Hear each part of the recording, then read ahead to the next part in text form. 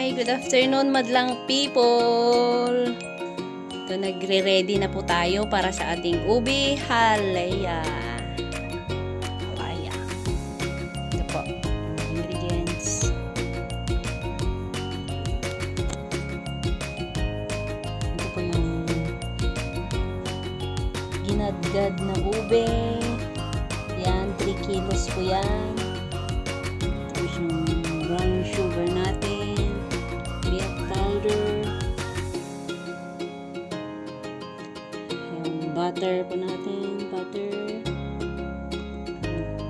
Condensed milk. Cream. Tsaka yung evap. Ayan. Ayan po, ready na po tayo na iluto. Thanks for watching!